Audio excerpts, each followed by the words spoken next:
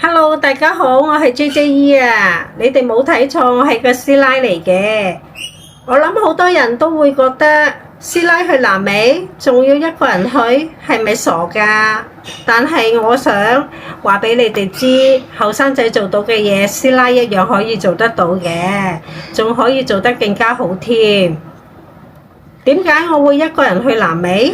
其實冇咩偉大嘅理由嘅，淨係覺得人生去到呢個年紀，再唔去，仲等幾時喎？唔通等到坐輪椅先咩？我真係唔制啊！當初同朋友講話想去南美，個個都話：哇，南美好危險㗎喎！你一個師奶去。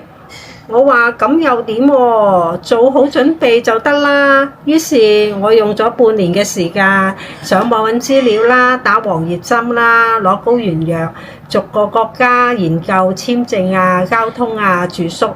我唔係大膽啊，我只係覺得，與其驚，不如準備好先至出發。返到嚟之後，好多朋友叫我分享下點玩、點安排。我諗，與其逐個講，不如拍一套片，一次過講晒。當然，我都係一個普通人，冇乜嘢特別叻。呢31日都會有撞過板啊，或者有啲頂唔順嘅嘢嘅。好啦，準備好未？坐定定啦，聽我慢慢講。我哋開始啦。出發前有個超級重要嘅事，黃熱病疫苗一定要打，因為申請玻利維亞簽證需要。8個星期前要喺香港旅遊健康中心預約，到時醫生會配埋高原藥俾你嘅。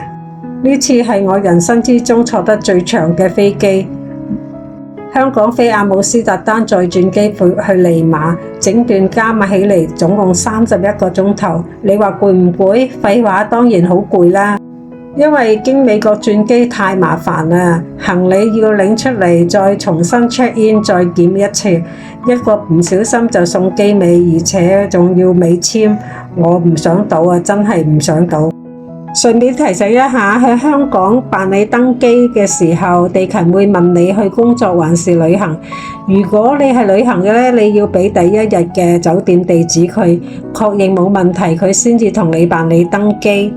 另外，揸香港護照嘅去秘魯係免簽證半年嘅。荷蘭轉機喺 E24 登機位真係夠晒遠，走到我差點懷疑人生。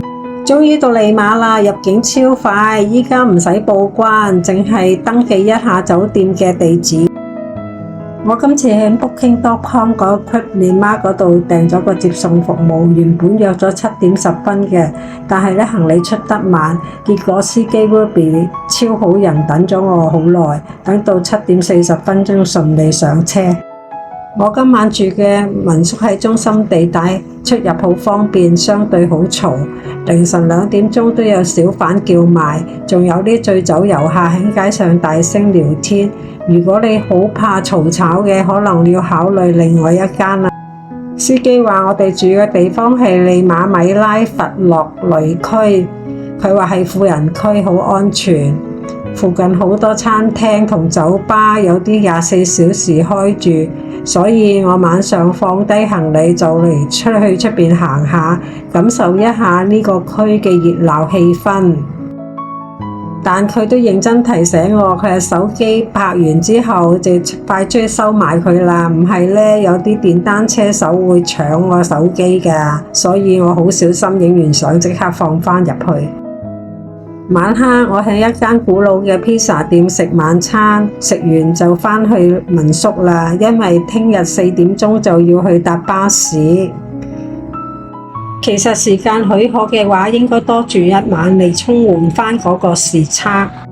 好啦，第一集就到呢度啦，下一集我哋會帶大家去 Paracas 鳥島睇企鵝同海獅，仲有傳說中嘅納斯卡線小飛機。記得訂閱啦，我哋下集見，拜拜。